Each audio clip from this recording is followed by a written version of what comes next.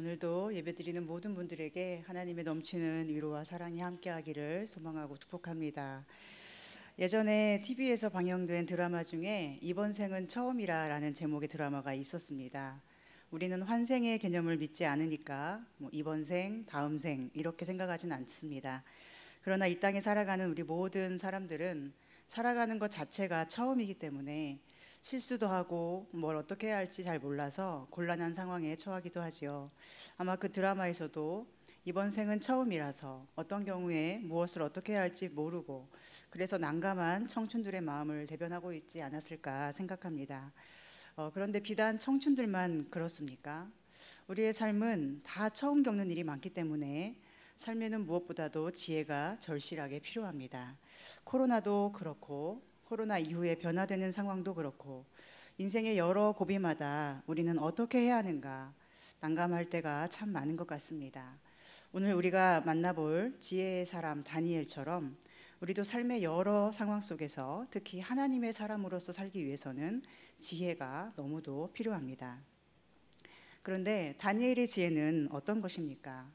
그는 바벨론으로 포로로 끌려가서 그곳 왕 느부갓네살의 횡포를 하나님의 지혜로 이겨낸 사람입니다. 느부갓네살 왕은 어느 날 꿈을 꾸고 그 꿈으로 인해 번민하다가 자신의 꿈을 해석할 사람을 찾았지요. 그런데 그 땅의 지혜자 중 누구도 꿈을 해석하지 못합니다. 그도 그럴 것이 꿈을 이야기해주면서 해석을 하라고 해야 하는데 자기의 꿈이 무엇인지 말도 해주지 않고 해석을 하라고 하니 그것을 누가 할 수 있을까요? 그런데 왕은 이 일로 그 땅의 모든 지혜자를 다 죽이겠다고 했습니다.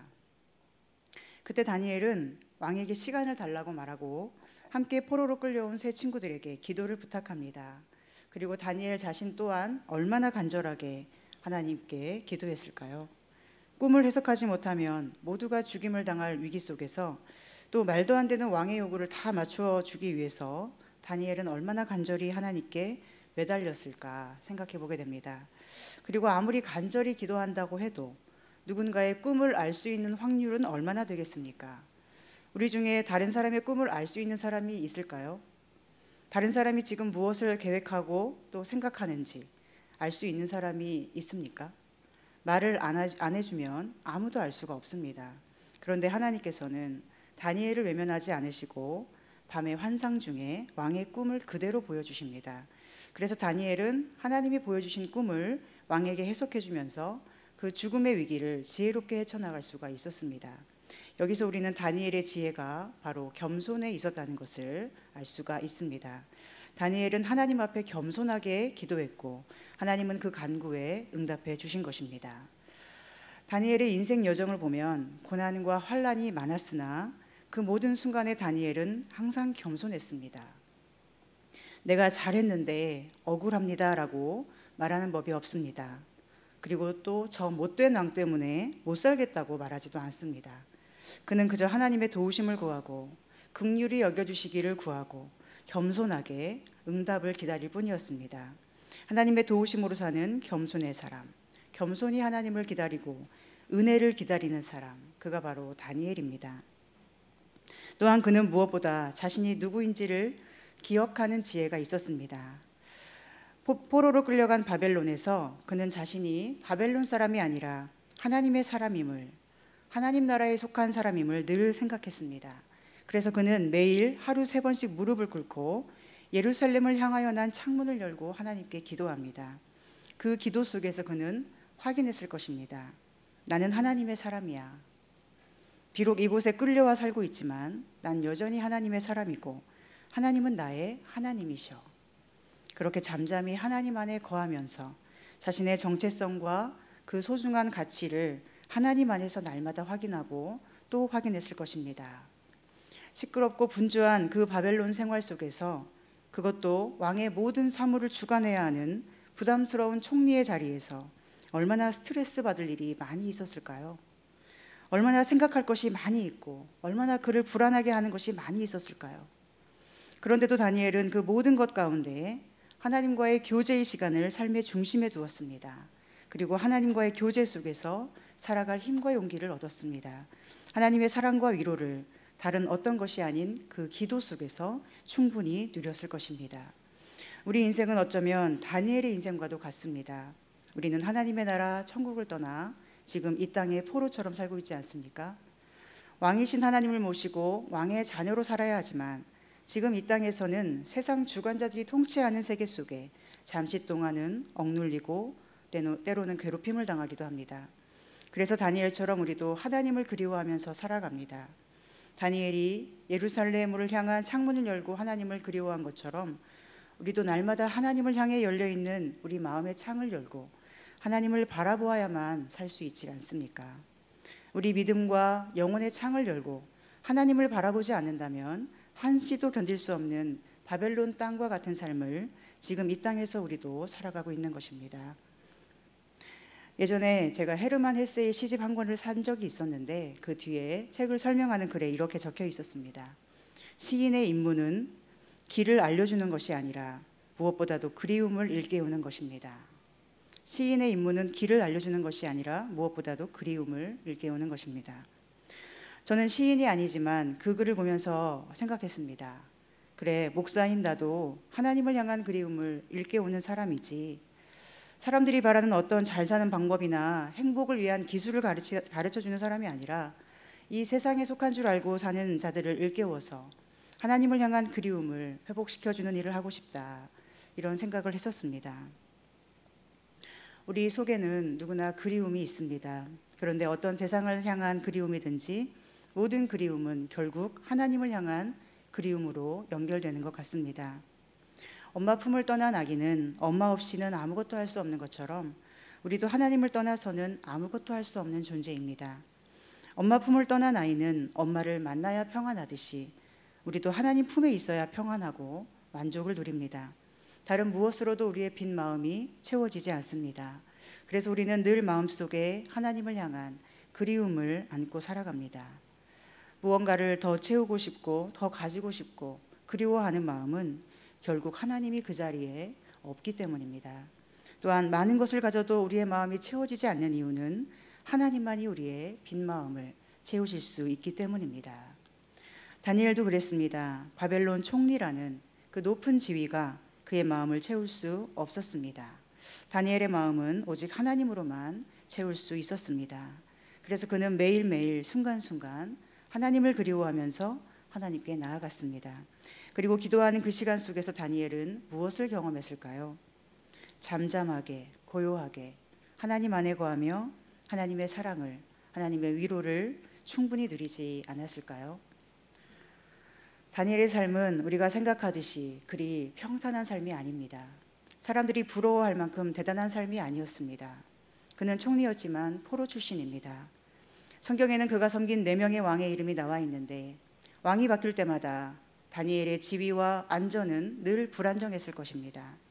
어떤 왕이라도 언제든 다니엘의 목숨을 해칠 수 있는 권력을 가지고 있었습니다. 왕의 총리로 일했지만 왕과의 어떠한 개인적인 친분도 있지 않았습니다. 성경에는 다니엘의 부모도 나와 있지 않습니다. 그의 아내도, 그의 자녀도, 그의 어떠한 가족도 나오지 않습니다. 이것은 그가 그곳에 혼자 있었거나 또는 혼자가 아니었다고 해도 그에게 있어서 부모나 배우자나 자녀와 같은 가족은 그리 중요한 문제가 아니었음을 알 수 있게 하는 부분입니다. 또한 그는 진정으로 마음의 깊은 것을 나누거나 삶을 의지할 사람이 거의 없었음을 의미하는 것입니다. 외로움의 극치, 의지할 곳이 없는 자, 절대 권력자의 횡포 앞에 아무것도 할 수 없고 오직 기도밖에 할 수 없는 사람, 그가 바로 다니엘입니다. 한시도 마음 편할 날이 없었던 불안한 상황 속에서 할 수 있는 것은 오직 기도밖에 없었습니다. 그러던 어느 날 그 유명한 사자굴 사건이 발생하는 것입니다. 무리지어 다니던 사람들이 다니엘을 참소하고 왕으로 하여금 법을 만들게 하지요. 이제부터 30일 동안에 왕이 아닌 다른 신이나 사람에게 무엇을 구하면 사자굴에 던져넣기로 합시다. 이 법에 왕의 도장을 받아냈습니다. 이 법에 따르면 다니엘은 어떻게 됩니까? 기도를 하면 사자굴에 던져져 죽게 되고, 그렇다고 기도를 안 하자니 너무나 마음이 어려울 것입니다. 그는 어떻게 해야 하겠습니까? 다니엘의 사자굴 사건 속에서 우리는 우리의 고난 또한 볼 수 있습니다. 사자굴 사건 속에서 다니엘이 어땠습니까? 그는 몹시 외로웠을 것입니다. 누구의 도움도 구할 수 없었을 것입니다. 왕의 명령이니 어느 누구의 힘으로도 해결할 수가 없는 문제입니다. 답답했습니다. 앞뒤를 다 살펴봐도 해결책이 없습니다. 정말로 꽉 막힌 현실입니다. 죽음밖에는 길이 없는 현실입니다. 우리도 그럴 때가 있지 않습니까? 누구와도 마음을 나누거나 위로받을 수 없는 극한의 외로움, 무엇으로도 해결될 수 없는 삶의 고단함과 막막함, 때로는 건강 문제가 우리 마음까지도 병들게 하고, 집 문제가 우리의 발목을 잡고, 돈 문제가 우리를 넘어뜨리고, 직장 문제가 우리를 아프게 합니다. 그런데 다니엘은 이 환난을 어떻게 헤쳐나갑니까? 10절에 보니 이렇게 말씀합니다. 다니엘이 이 조서에 왕의 도장이 찍힌 것을 알고도 자기 집에 돌아가서는 윗방에 올라가 예루살렘으로 향한 창문을 열고 전에 하던 대로 하루 3번씩 무릎을 꿇고 기도하며 그의 하나님께 감사하였더라. 아멘. 이것을 알고 기도하며 그의 하나님께 통곡하였더라가 아니었습니다. 하나님께 원망하였더라도 아닙니다. 불평하였더라도 아니죠. 그저 하나님께 울었더라도 아닙니다. 하나님께 울며 간구하였더라도 아닙니다. 이것을 알고도 그는 그의 하나님께 감사했다고 합니다. 이것을 알고도. 너무 억울한데, 너무도 막막한데, 현실이 너무 참담한데, 사람들이 나를 무리지어서 죽이려고 하는데, 나를 모함하고 넘어뜨리고 그래서 내일이면 죽을 텐데, 이 모든 것을 다 아는데 이것을 알고도 그는 그의 하나님께 감사를 드리고 있습니다. 그는 그저 감사를 하고 있습니다. 여러분, 이것이 말이 되는 것입니까? 다니엘은 어떻게 감사할 수 있었을까요? 그의 감사를 묵상할 때 첫 번째 알게 된 것은 그의 감사는 습관에서 나오는 힘이었다는 것입니다. 그는 매 순간 습관적으로 하나님께 감사하는 사람이 아니었을까 생각됩니다. 습관적으로 불평을 하는 사람은 어떤 일이 생길 때 습관적으로 그 불평의 언어가 튀어나옵니다. 자신감이 늘 없는 사람은 어떤 사건을 만날 때 습관적으로 자신감이 없는 말이 튀어나오죠. 남을 무시하는 교만한 마음을 품고 사는 사람은 습관적으로 그 거만한 말투가 튀어나오게 되어 있습니다. 마찬가지로 늘 감사하는 사람이었다면 그는 어떤 일을 만나도 습관적으로 감사할 수 있었을 것입니다. 그가 바로 다니엘입니다. 그는 습관적으로 감사하는 사람이고 그 감사가 사자굴의 위협 앞에서도 그를 감사로 이끌었던 것입니다. 저희 어머니께서 지금은 하나님의 품에 안겨 계시는데 살아계실 때에 항상 습관처럼 하셨던 말씀이 있습니다. 바로 주님 감사합니다입니다. 저는 어릴 때부터 집안 형편 때문에 부모님과 떨어져 살 때가 많이 있었는데 힘든 일이 있고 또 어린 마음에 엄마의 위로가 필요해서 전화를 걸면 어머니는 항상 이렇게 말씀하셨습니다. 주님 감사합니다. 억울한 일을 당했어도 주님 감사합니다. 화나고 속상해도 주님 감사합니다. 죽을 병에 걸렸어도 주님 감사합니다.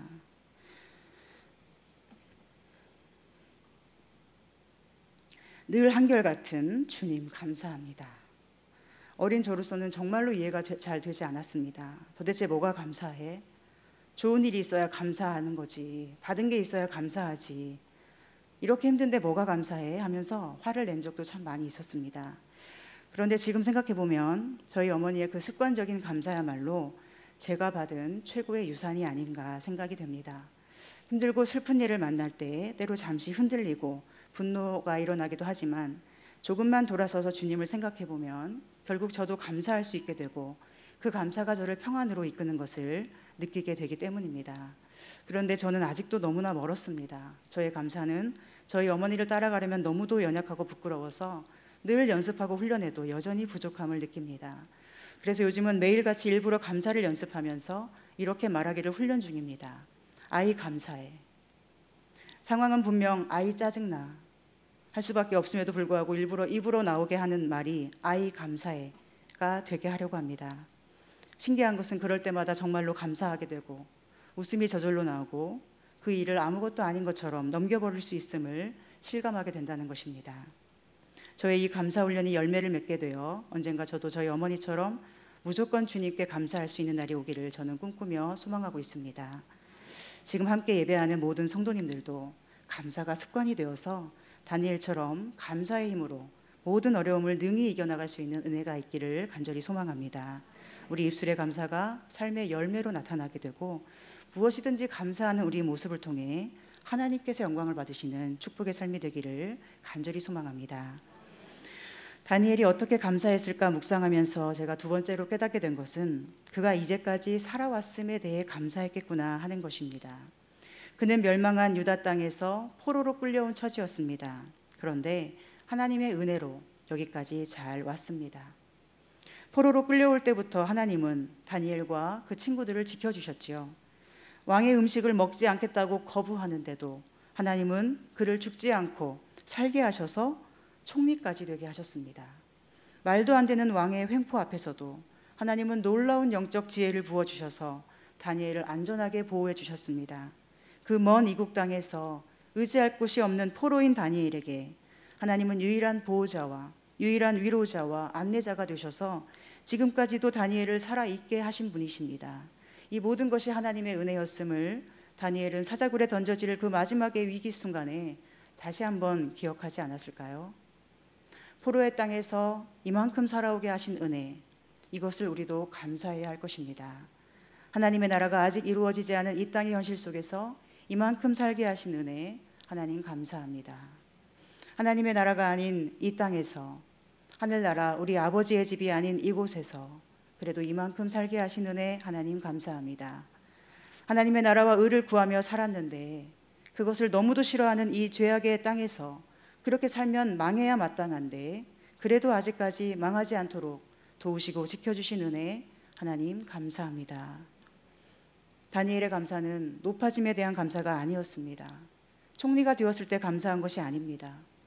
사자굴에 빠지겠지만 하나님이 건지실 거야 라고 믿어서 감사한 것도 아마 아니었을 것입니다.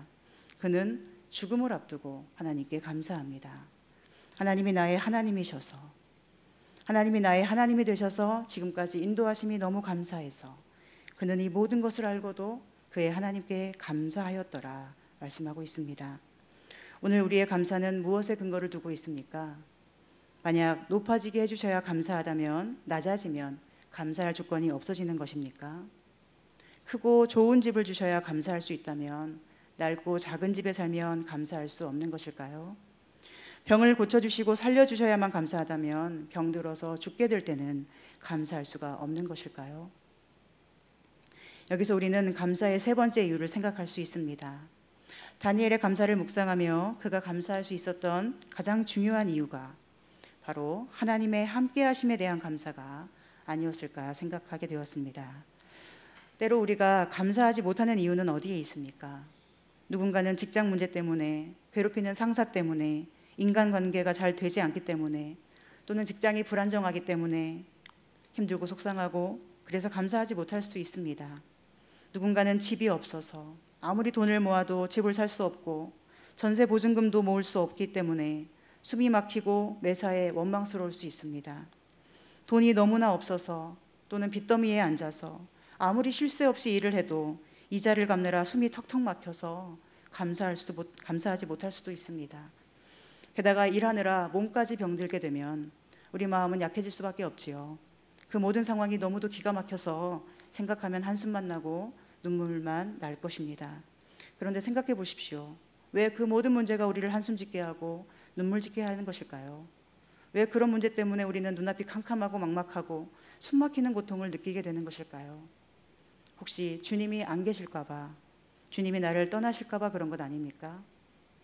돈이 없는데 그런데 그때 주님도 나를 떠나실까 봐, 직장을 잃었는데 그때 주님도 나를 버리실까 봐, 집을 장만할 수가 없는데 노후 대책도 못했는데 그런데 그때 주님도 내 곁에 안 계실까 봐, 그 두려움이 우리를 고통스럽게 하는 것 아닙니까? 다니엘의 감사의 비밀도 바로 이것입니다.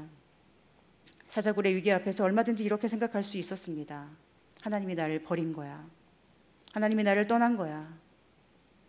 아마 그랬다면 다니엘도 견딜 수 없었을 것입니다. 그러나 잠잠히 기도하며 하나님 안에 거할 때 하나님께서 알려주셨을 것입니다. 다니엘아, 내가 너를 버린 게 아니야. 내가 널 떠난 게 아니야. 사랑하는 다니엘아, 안심하여라. 나는 널 떠나지 않고 영원히 너의 곁에 항상 함께 있을 거란다. 하나님의 놀라운 위로하심으로 다니엘은 마음을 굳게 먹었을 것입니다. 하나님이 나를 떠나신 게 아니야. 사자굴에 빠져도 하나님은 여전히 내 곁에 계실 거야. 이렇게 그는 상황 앞에 시험당하지 않고 그저 주님을 믿었을 것입니다. 그래서 견딜 수가 있었고 더 나아가 함께 하시는 그 주님으로 인하여 감사할 수 있었을 것입니다. 주님을 믿었기에 사자굴 속에 들어가야 하는 그 두려움의 순간을 주님과 함께 주님 품에 안겨서 묵묵히 준비할 수가 있었을 것입니다. 그리고 주님은 다니엘의 그 믿음대로 사자굴까지 함께 가시고 험악한 사자의 입으로부터 다니엘을 능히 건져내 주셨습니다. 마가복음 4장 38절에 보면 캄캄한 밤에 풍랑을 만난 제자들이 예수님께 이렇게 말하죠. 우리가 죽게 된 것을 돌보지 아니하시나이까. 그들은 어둡고 막막한 현실 앞에서 생각합니다. 우리가 죽겠구나. 주님이 돌보시지 않는구나. 그러나 주님이 뭐라고 하셨습니까? 어찌하여 이렇게 무서워하느냐? 너희가 어찌하여 믿음이 없느냐? 죽겠구나. 나를 돌보지 않으시는구나 라고 했던 제자들의 말에 주님이 무엇을 말씀하신 것일까요? 죽지 않아. 내가 너를 끝까지 돌본다. 어쩌면 우리 삶에는 늘 죽음이 도사리고 있는 것 같습니다. 어느 날 갑자기 교통사고를 당할 수도 있고 원치 않는 질병이 우리를 찾아올 수 있습니다. 또한 아무리 계산기를 두드려봐도 앞날이 막막하고 미래에 대한 두려움으로 정말 죽겠구나 싶을 때도 있을 것입니다. 때로는 원치 않는 자리에 갈 때마다, 원치 않는 일을 해야만 할 때마다 사자굴 속에 끌려가는 것처럼 아 정말 죽겠구나 느껴질 때도 있을 것입니다. 즉 우리는 항상 인생의 마지막을 생각하면서 오늘이 마지막인 것처럼, 오늘이 마지막 날이 될 것처럼 하루하루를 살 수밖에 없는 연약한 존재입니다. 그렇다면 이런 우리가 매 순간 할 일은 무엇일까요? 만약 내일 죽게 된다면 나는 오늘 무엇을 할 것인가? 이 질문 앞에 여러분은 어떤 대답을 하시겠습니까? 하나님의 임재 연습이라는 책의 저자인 로렌스 형제는 하나님과 동행하는 사람이라는 평을 들었던 사람입니다. 그가 죽어갈 때 누군가 그에게 이렇게 물었다고 합니다. 당신은 지금 무엇을 하고 있습니까? 그러자 그는 이렇게 대답했다고 합니다. 나는 내가 지난 40년 동안 했던 것을 하고 있습니다. 나는 앞으로도 영원히 이것을 할 것입니다. 그것이 무엇입니까? 라고 다시 상대방이 물어보자 그는 대답했습니다. 그것은 하나님을 예배하는 것입니다. 나는 지금 하나님을 예배하고 있습니다. 죽어가면서도 맥박이 서서히 느려지는 그 시점에서도 그는 하나님을 그리워하며 하나님을 예배하고 있었다고 말하고 있습니다.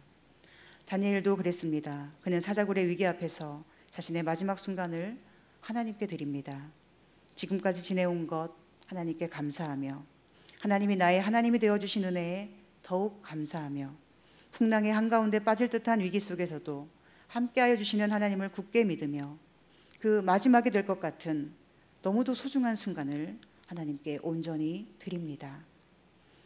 오늘 우리도 하루하루 마지막을 사는 듯한 너무도 소중한 삶을 살고 있는데 다니엘처럼 할 수 있을까요? 하나님을 기억하며 하나님을 그리워하며 나의 가장 귀한 순간을 하나님께 감사로 올려드릴 수 있을까요? 로렌스 형제처럼 당장 오늘 숨이 끊어진다 할지라도 나와 항상 함께해 오신 하나님을 바라보며 예배할 수 있을까요? 때로 사자굴에 빠지는 듯한 고통이 느껴질 때, 이러다 정말 죽겠다라는 두려움이 몰려올 때 우리도 끝까지 하나님을 신뢰하며 잠잠히 예배하며 감사드릴 수 있을까요? 고난이 올 때, 감사할 수 없다고 여겨질 때 오히려 고난 때문에 하나님을 그리워하게 하신 것에 대해서 더 감사할 수 있는 우리가 됐으면 좋겠습니다.